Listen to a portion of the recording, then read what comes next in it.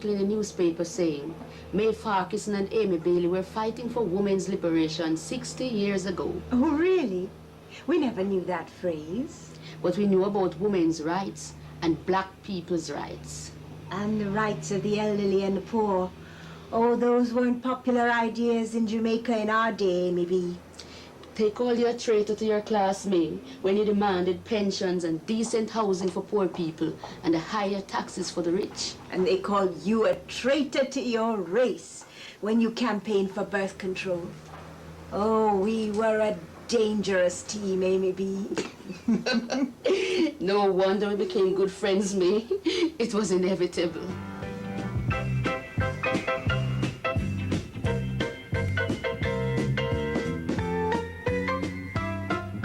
Side by side.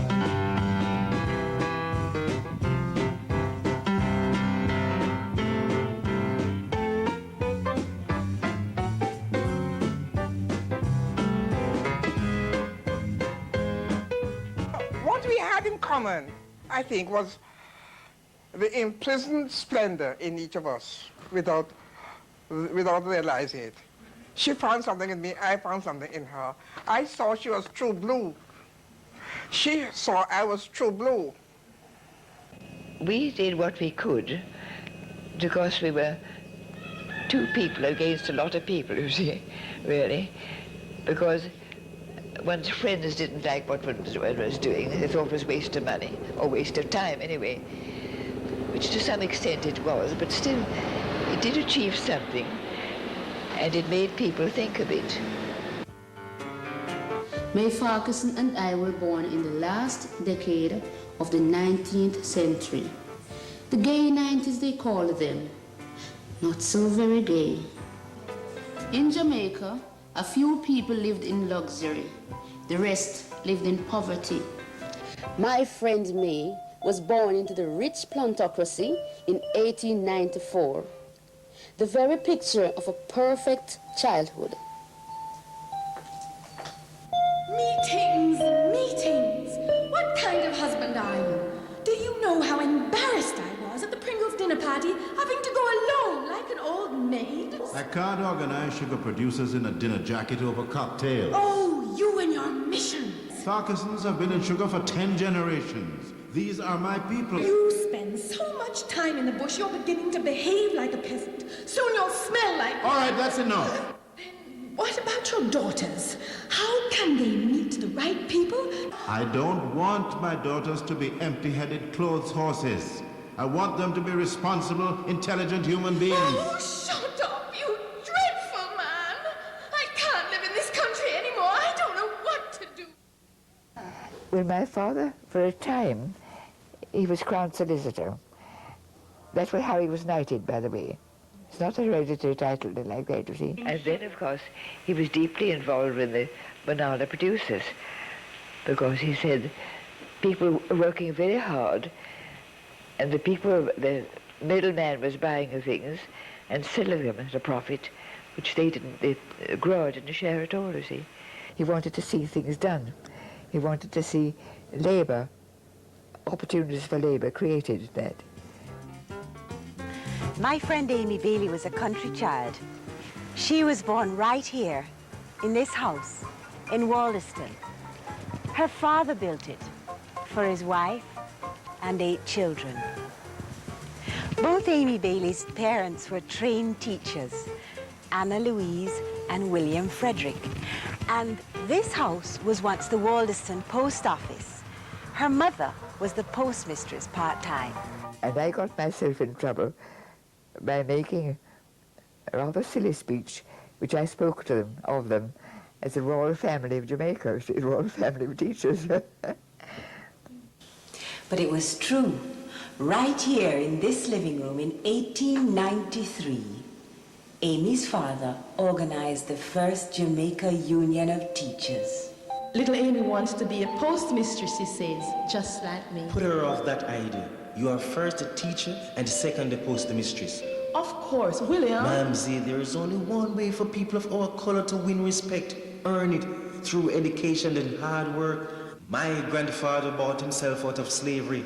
It is my duty, our duty, never to slacken the pace. You're right, William, and I know the children try. Amy has something special to contribute. It's short-term training college for her. As a teacher, Mamsie, she'll be a credit to her race. It sticks in my memory. Mother kept her, in those days I called it drawing room, you know. And her drawing room had pots of flowers all around it. She kept pots there. And she taught us to look at them and to water them, never to touch them as the children. I cannot tell you a Nancy story today. I couldn't talk it. I don't know how it is said.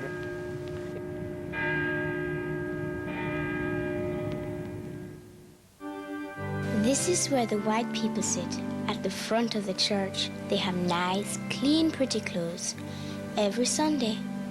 And this is where the brown people sit, in the middle. The Stokes children are always giggling. And Mr. Greaves always falls asleep. And this is where the black people sit, at the back.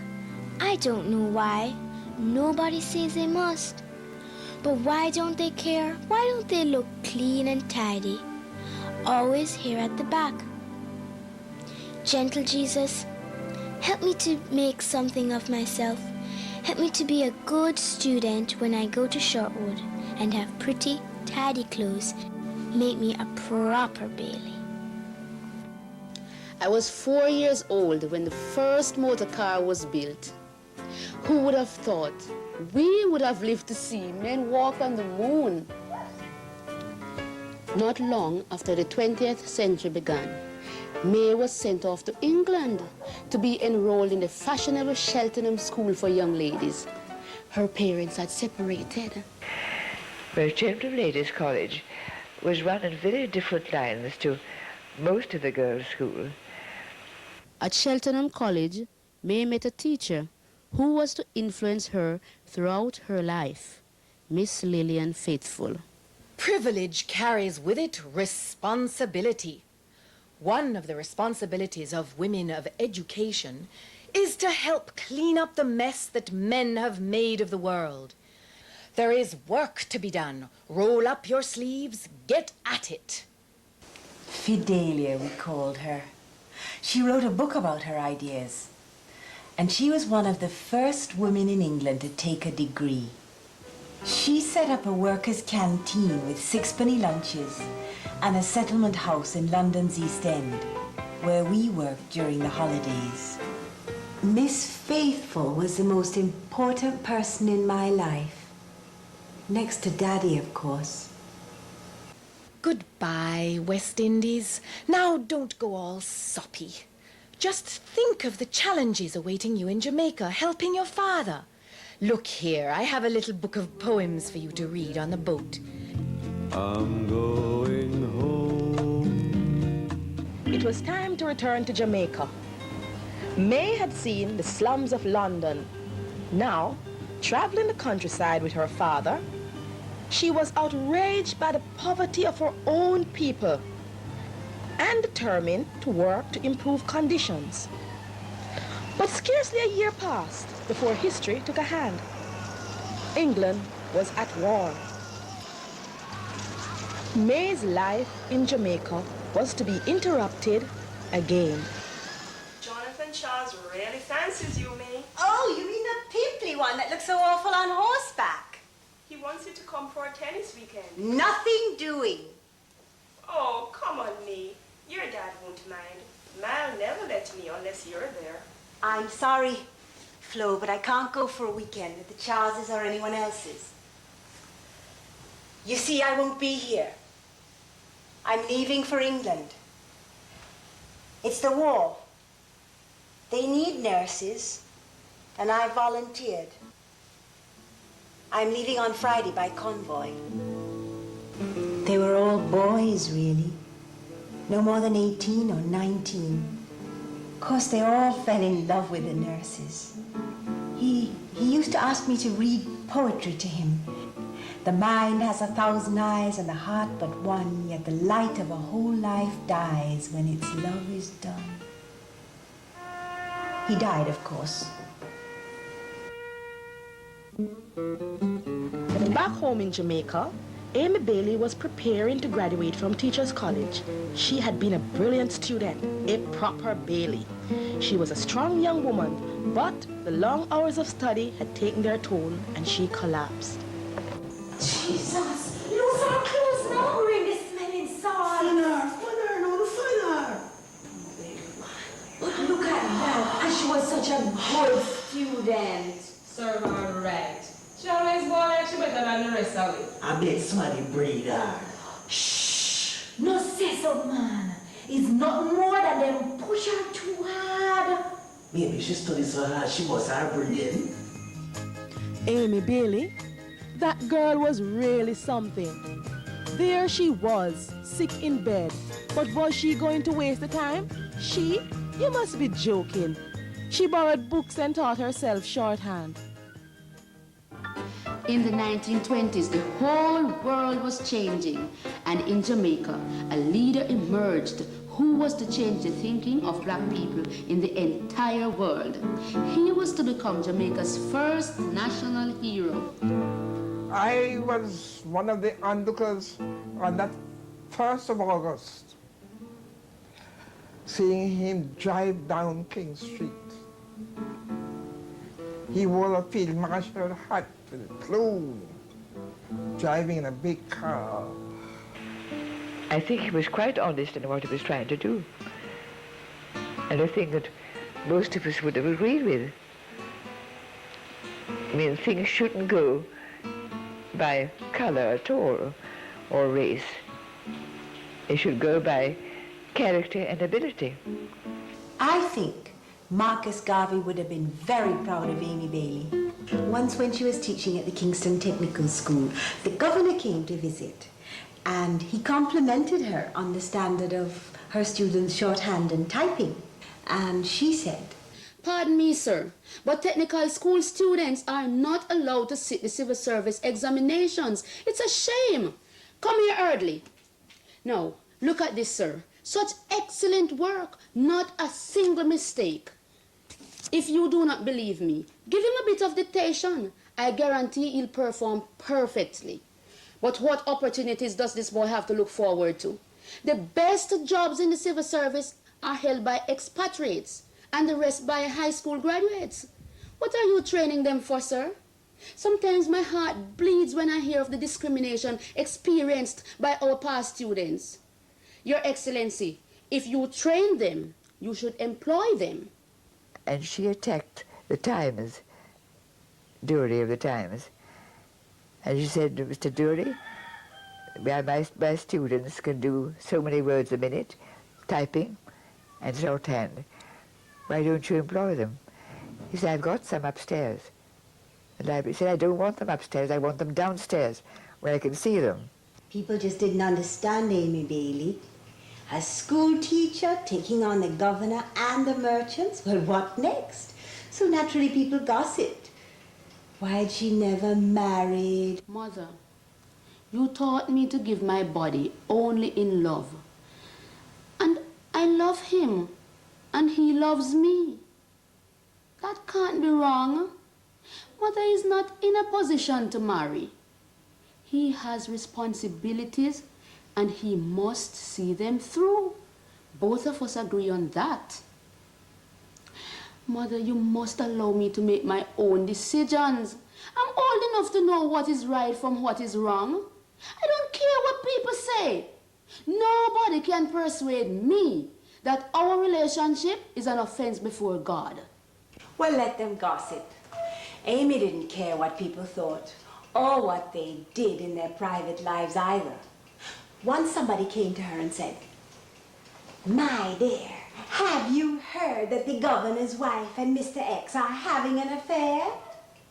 And Amy Bailey said, "How marvelous that they both have such good taste." May came home to Jamaica full of new ideas. She had enrolled at the London School of Economics, where new and exciting theories were discussed till dawn. May had a quick wit and a sharp tongue. Once she had lunch with a rich planter who prided himself on his racing stock. Such a delicious lunch, Sir John. And I particularly enjoyed that tour of the stables. There is one thing I couldn't help noticing, though.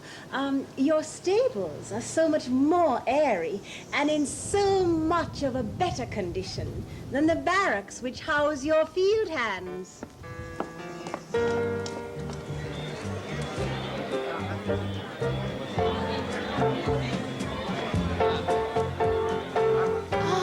Oh, Eugenia, you have thrown off that malaria, eh?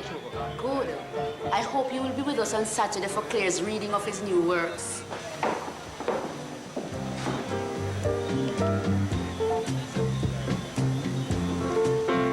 Good evening, Mrs. Proudlock. I wonder, has the governor found time to reply to my letter on old age pensions? It's been a little while since I sent it, you know. 10 years, as a matter of fact. Hi, Mrs. Tomlinson. Congratulations. You must be so proud of Leela, our first female Jamaica scholar. Amy Bailey, I've been so looking forward to meeting you. May Farquharson. Oh, what a great pleasure, Miss Farquharson. I think I already know you. I heard you speak at the National Reform Association on old age pension. Oh, did you? But I must say, I think skills for black women are of unequal importance. Well, of course. But the problem of the aged is critical right at this moment, you know.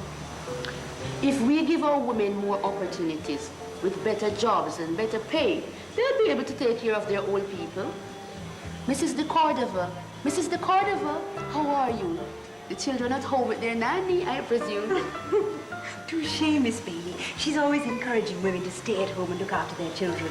All good and well when your husband owns a newspaper and can pay for a well-trained nanny. Oh, look, there's Una Marson. And she is doing good work. Look at those articles in the Standard. Oh, well, those articles dignify women's work, but Una goes a bit too far. You know, the other day I bumped into her down King Street, carrying a basket on her head. Now, you tell me. Black women need to aspire to more than just higgling. We need dignity, and the only way to get that is through education. But, Miss Bailey, I think you have to see that you can't expect people who sleep in cane fields and who suffer the most dreadful diseases to fight for education. First, you've got to stop them breeding like flies and give them a decent place to live. But it's all good and well for you to say so, May, given your position. But actions speak louder than words. Well, then, Miss Bailey, let's do something. Agreed. The 1930s were years of unrest in Europe. The enemy was Nazism. Here at home, 1938 was a year of struggle. Working people had no real power, no voice. There was an end to their patience. Hello? Are you there? United Fruit Company? Yes. I wonder if you would be so good as to connect me to your offices in Saint-Lamar. I'm sorry, I can't hear you. The line is probably out, May. No, this is May Farquharson. Yes, Sir Arthur Farquharson's daughter. Connections. Yes, I'm trying to find out what's happening at Frome. Thank you, I'll hold. It seems they just had news. It seems it's worse than they thought. Yes? Yes, I'm holding. I see. Yes. And there were no names. Yes. Thank you. Goodbye. Well, there was trouble. The police came in. Several people were shot. A number of them women. 9 people were wounded and 89 arrests. And this is just the beginning. Throughout the month of May 1938, the struggle continued and made headlines. As usual, little was said about the working women who organized, marched and demonstrated. They just weren't seen as part of the struggle. In many places, they were leading the struggle. Women had their own grievances. They couldn't get paid work in agriculture, so they were forced to move into town. There they got jobs as domestic servants, and then they struggled to keep body and soul together on 3 shillings a week. If they worked in the civil service and they married, they had to resign their jobs. They couldn't hold public office, and only a privileged few could vote. Yes, 1938 was a year of struggle for Jamaicans, especially Jamaican women. But new leaders emerged, and the first major political party was formed. A liberal newspaper, Public Opinion, became a forum for nationalism and progressive ideas. May and I both wrote for Public Opinion, and the editor asked May to suggest 4 priorities for the development of social services in Jamaica. What are you going to say? Well, there are 4 obvious priorities. 1, a public health district nursing service. 2, child care committees and child care centers. 3, community centers. And 4, an old age national insurance scheme. There. What's wrong, Amy? Listen to this, May. Just listen. A responsible, clear-skinned woman to take care of elderly gentlemen. Wages, 32 shillings per month, apply with photo. Even for the lowest employment, black girls are simply not wanted. Not wanted. That is what my next column will be, May. You take short and write this down. Write it down. We are told that in this country there's no color prejudice. But let's consider what makes the black girl of equal culture and equal education not wanted in some places. In fact, in most places where a white girl has an open sesame. Can't employers stand to see the face of a black woman? Is she seen as a species of monkey, far less on the scale of evolution? Oh, they say that there's no prejudice in the government service. But I have yet to see a black secretary in the colonial secretary's office. We speak of a new deal for Jamaica, but yet most of our black men want to marry up. They want wives of light to shade. They want children with clear complexion. As a nation, May, we stand indicted. Sing along and we're singing this song. In late 1938, Amy Bailey and I were both in London. She to raise money for the Save the Children Fund, and I to raise money for a pension scheme. But luck was against us both. Decided to set up a commission to investigate the causes of our little disturbances, to find out what set them off. Any fool would know that. Poverty and lack of education. And can you imagine that the West Indian Royal Commission will be meeting in the Caribbean at the very moment when the London weather is at its worst? Such a coincidence. They asked me to speak to them. The first Jamaican to do so, as a matter of fact. I gave them an earful. I bet you did. Can you imagine that they told me that our pension scheme is premature? Now you tell that to a little old lady that has arthritis and hasn't got the money to buy a gill of coconut oil. They told me if we didn't have so many children, then there would be no need for a Save the Children Fund. What are we going to do, Amy B? We'll take whatever help we can get. Some people support our birth control campaign. In fact, they're going to send Mrs. Edith Howe Martin to Jamaica. Do you know her? The suffragette? Yes. Well, that's good. In fact, she's going to give a lecture on family planning in February. She can stay at Fort George. And May, we could time her coming with our women's conference so that she can support our campaign for women councillors. Marvelous. And you know, Amy, I've got an idea. For the meeting on birth control, we'll have Norman Manley to chair it. But he has never spoken on a platform like that before. Then it's about time he did.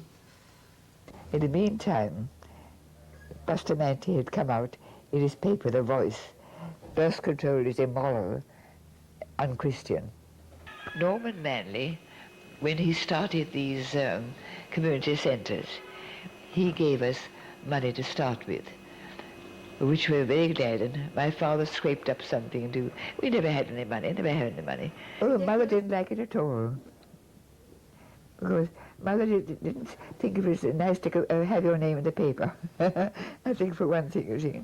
We heard them standing on the theater steps saying, that Amy Bailey, that Amy Bailey. She's a traitor to this country. I had a small car then, and we used to drive down all the poorer parts of Kingston. And then they started shouting after us and wrote things on the walls and all that.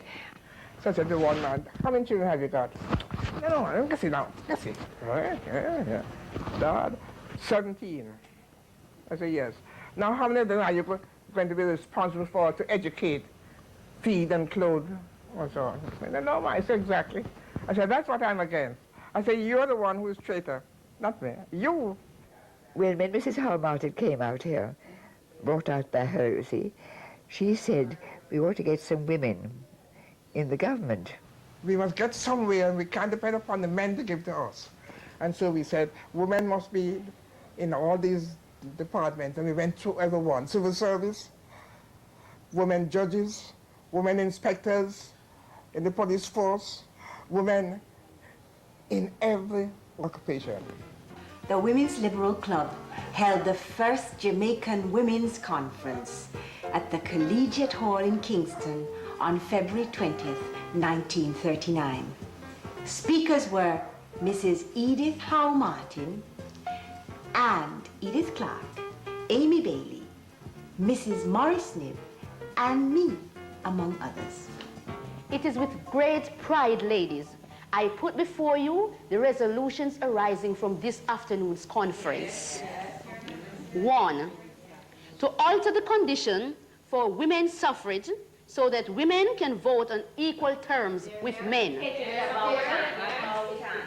2, to appoint women to public office, including the parish councils, the legislative councils, and appoint them as justices of the peace, as jurors, and to responsible posts within the civil service.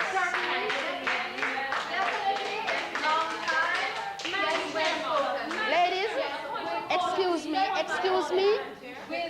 Miss Edith Clark has the floor, please. With respect, Madam Chairman, where are the needs of our rural sisters addressed? We must reach beyond the needs of the privileged urban... I say that government first and women after. Ladies, please. Ladies, let us have some order. Amy has her hands full. Women have never organized like this before for formal political action. But as she says, the fullness of time has come. It's time for women to organize and demand their rights. In last year's rebellion, we saw our sisters out on the streets with their brother strikers, marching as advance guards, flanking the sides, bringing up the rear. They were telling us something. Let us not betray them. The time has come for women's voices to be heard. I put before you the most important resolution of this conference. That this conference of Jamaican women supports women for the Corporation Council and the parochial boards, and heartily endorse the candidacy of Mrs. Mary Morris Nib for the Kingston Corporation.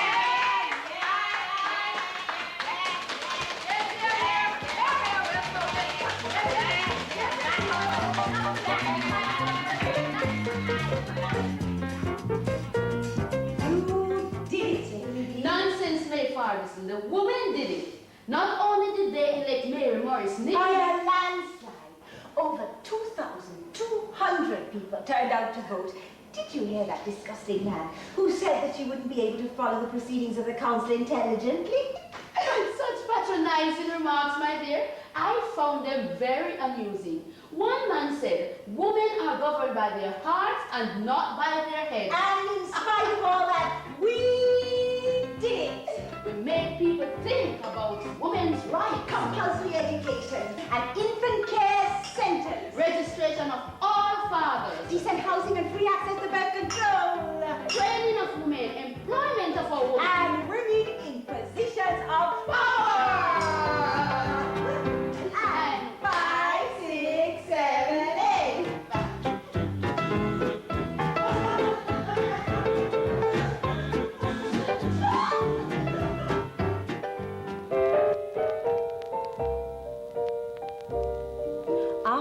Morris Nibbs' election, we had expected to see real changes for women. Trade unions flourished, the new political parties were active, but the women's movement was pushed to one side. Of course, Amy and I continued to write in the newspapers, trying to keep the struggle for women's progress alive, despite the fact that the British Empire was again at war. Britain can't help us now, so while we women are folding bandages and knitting socks, let us see about some practical things ourselves. The Moyne Commission recommendations were finally published, but they gave no comfort to us. After several years of deliberation, they had decided that women could best serve as housewives, household helpers, and social workers. Women remained the second sex, underemployed, underpaid, undervalued. The Women's Liberal Club held a second conference in 1941, but the impetus was gone, and many members went over to the Jamaica Federation of Women. Well-meaning Lady Bountifuls, with Molly Huggins, the governor's wife, marrying off hundreds of couples with 10-shilling wedding rings, as if that could solve anything. But they didn't seem to realize that not every woman in Jamaica had a man attached to her, either as a boyfriend or as a husband or anything like that, you see. May continued to campaign for pensions and better housing, and she helped Norman Manley to work out the first welfare plan for sugar workers. May supported half a dozen different charities. You see, she had money. Her father had given her inheritance long before he died. She's a sensible young woman. Why should she wait until they bury me? She won't spend it on riotous living. She'll spend it on riotous giving. And she did. She helped found the Farquharson home for elderly ladies, and she used the dividends from her bonus shares to send young Jamaicans to university. Had a lot to do. What is it? The labourers are few, well, not so few now, you know. Amy, of course, always bounced back with another project. Have you arranged the bread pudding and the desserts on the tray, dear? Yes, ma'am. Come and let me see you. You look nice. But Lucy, don't forget to wear your cap. The one with the black velvet ribbon. Yes, ma'am. And Lucy, never forget, always serve from the left, not from the right. Yes, ma'am. I always say the most important problems are best solved over a good cup of tea. Whenever Amy invites me to tea, it's always because something's about to happen. My favorite, gizzardas. Absolutely scrumptious. Amy, you must give me the recipe. With pleasure, dear. I always say, we don't make much use of our local food. We could support our local farmers, and in that we would have far more delicious... Yes, Amy, so you always say. And I always say, too, that civil servants are often looked up to with respect, but domestic servants are often looked down on. Why? That have to change. Well, I can tell you've got something up your sleeve. May, you know what I did today? What? I went down to the bank and withdrew all my personal savings. Whatever for? £100. I paid down on the future home of the Housecraft Training Center. May, I'm so full of ideas. I have so many plans. We'll teach cooking, catering, morality, and manners. When I saw that place finished, and we began on December 1945, 6 girls, 1 matron, 1 cook. So what to be done? 6,000 girls trained before I left it in 78, 6,000 girls and more. At this pleasant little house in Kingston, Amy Bailey has continued her work for Jamaican women. She has been a Justice of the Peace. She was awarded the Medal of the British Empire, the Marcus Garvey Award for Service, and the Order of Distinction of Jamaica. I'm burning up, youngsters. I'm burning up with things for this country. The days of splendor at Fort George Great House are over. May Farquharson lived here for many, many years and has stayed on right through her 90s. She has been a justice of the peace, an officer of the juvenile court, member of the rent assessment board, and a board member of the Social Welfare Commission. She too was awarded the Order of Distinction by her country. May has continued her work here on the old Great House veranda. She has done so much, but never enough, she feels. You say the little efforts that I make will do no good. They never will prevail to tip the hovering scale where justice lies imbalanced. I don't think I ever thought they would, but I am prejudiced beyond debate to choose which side shall feel the stubborn ounces of my weight.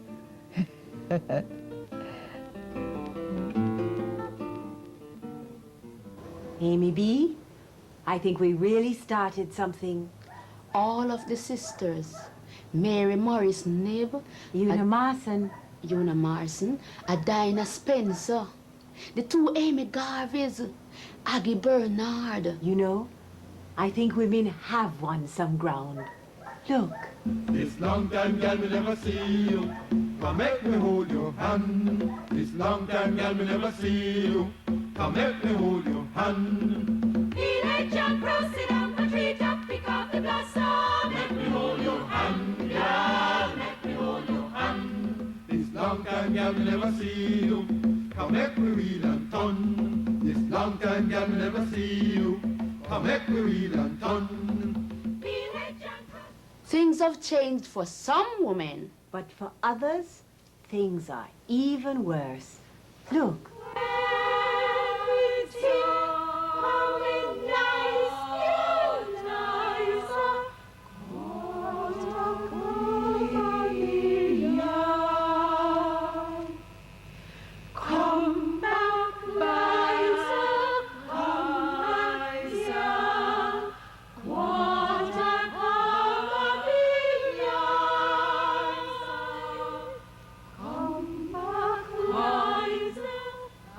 Have done much more, much more.